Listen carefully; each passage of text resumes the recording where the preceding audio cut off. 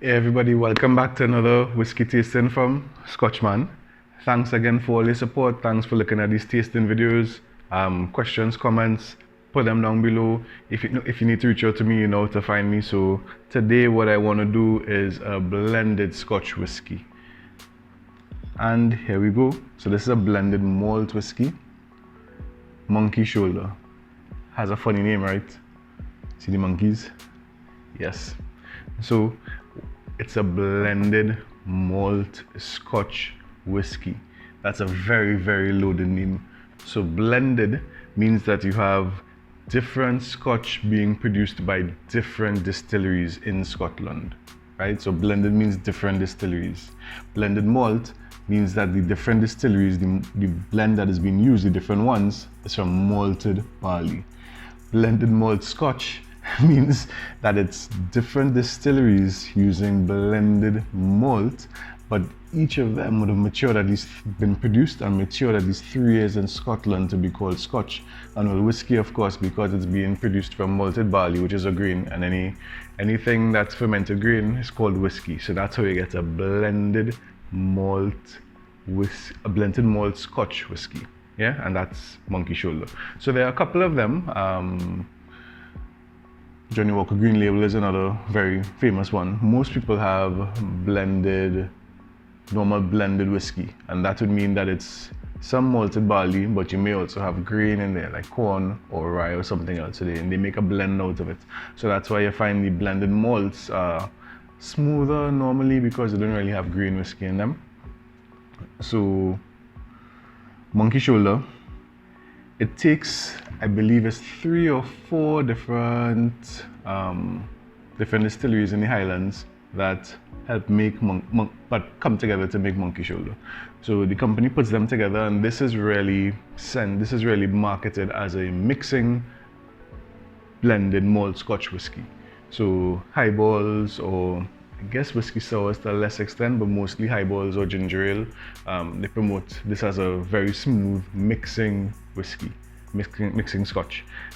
I like to, of course, drink neat. I mean, I do mix it, but because it's blended malt, you find it's a lot smoother than a normal blended Scotch would be. So let's give it a little pour. See? Yeah, should be enough. Give it a couple of minutes to air out. So the name Monkey Shoulder. So in the olden days, and I say olden days very loosely because there are a few distilleries that still have floor maltings. So I said it made from malted barley, right? So what they do is they choose the type of barley. Now there are many different types of barley, and the barley has, I would say, evolved from early on in the 18th century, 19th century, even to the 1940s, 1960s, 2000s up to now. I mean, I think one of the more famous ones would have been maybe Golden Thistle, I think it is. So the barley is very important in the production process, because the type of barley will basically tell you the type of flavor you will get to a lesser extent, but more importantly, the alcohol yield. So you'll find in the last maybe 20, 30 years, the industry would have moved away from having barley that was deemed to be more flavorful and moved towards having barley that was more productive in terms of alcoholic yield, if that makes sense. So you'll find smaller distilleries still use the older one, Golden Thistle, and then the newer distilleries would use, the larger distilleries would use different types of barley because they're looking at more alcohol yield. And it's really up in the air about how much the different types of barley influence the overall characteristics of the end whiskey, especially after you go through the whole process. You add the different types of yeast, and I mean, you choose the cut and the actual part of the cut, and then the barrels, of course. So all those factors play into it. But some true purists and some true connoisseurs will say, you know, depending on the barley, that will actually affect the texture of the Scotch, the oiliness of the Scotch when you get to the end result. I'm not there yet. Hopefully I'll be able to tell those differences one day. So I've rambled all enough. Let's take a look at this Scotch. So give it a small twirl. Nice color, rich, vibrant amber. I would say mid. It's not too light, it's not too dark, it's just right. No, Monkey Shoulder has no age statement, but it's called Scotch, so I know it's been matured at least 3 years, but I don't know how long. Yeah, the legs look nice. A little thin, but that's okay. It's expected, it's a non-age statement. 40% alcohol, so the first whiff wasn't a big kick. Definitely fruit. I tend to say vanilla. Sweet. Fresh fruit, light fruit, apples or pears.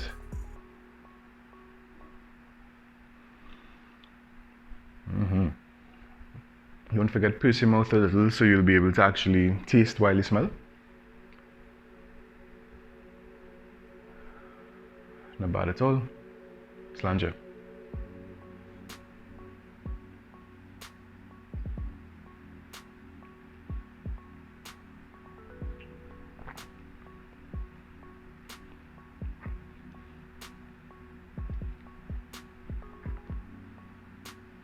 Take one more sip.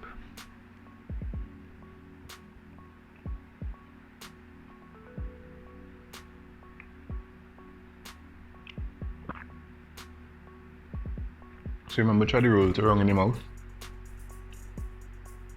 Smooth. 40%, yes, it's blended, but there's no harshness, there's no no coughing, no burning. I got sweet, tinge of vanilla, but spice, and the finish lingers on my tongue.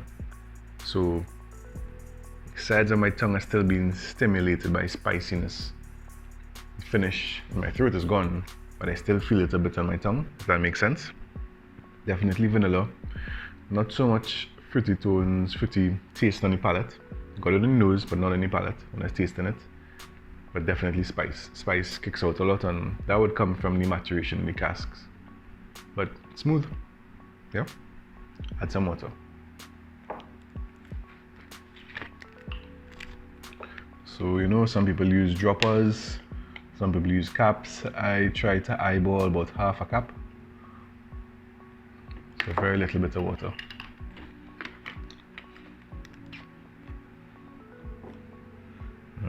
See those eddies in the glass. Give it a little swirl, make sure the water mixes in.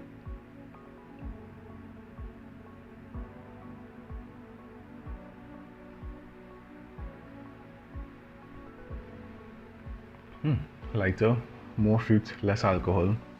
So while I let that water sit there for a couple of minutes, because you know when you taste it, it's supposed to let it sit for a little while so you can interact with the air. I normally don't. I normally ramble in between in these videos to get by myself some time while that happens. So Monkey Shoulder.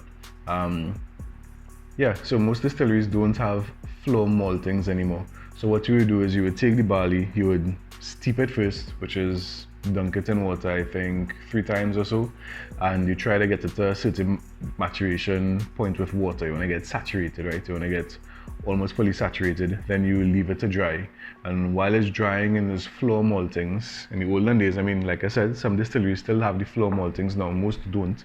They're normally massive maltings that sell it to these distilleries.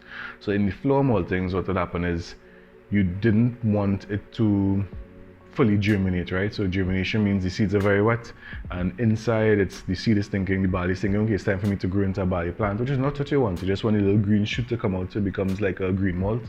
So the ones at the bottom would tend to share the heat first, and then sometimes when the roots start to come out, then they would tangle together.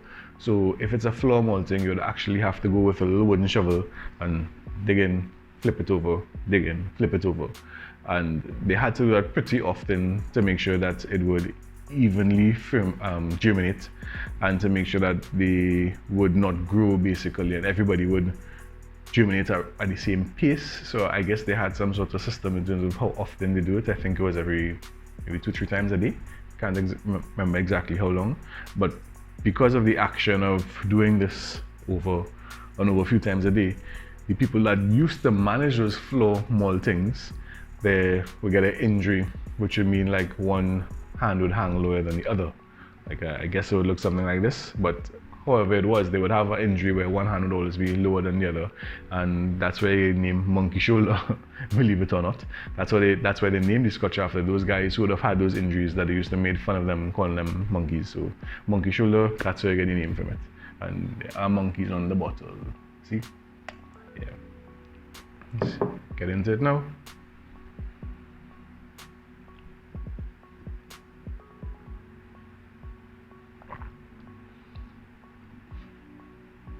Smooth, like water of life, aquavite. This is like, I understand why this would be a very good mixing scotch, because it's smooth, it has a little spiciness to it, it has normal scotch characteristics, but adding water didn't really give me a whole other layer of depth to analyze and understand. Adding water basically released a little bit of fruit in the nose and the taste. Spiciness is now gone, but it's not a completely different whiskey. Oh my gosh, completely different scotch. I feel like I had another bottle. It's just like I added water and it got a little smoother, it got a little easier on the spice. But that can be expected because this is a blended malt that is really marketed as a mixing scotch, so that's fine. Nothing is wrong with it, I'm enjoying it.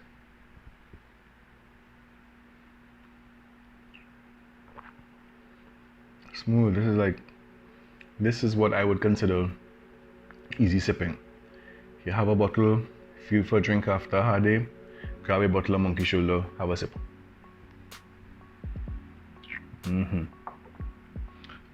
So would I recommend monkey shoulder? Definitely.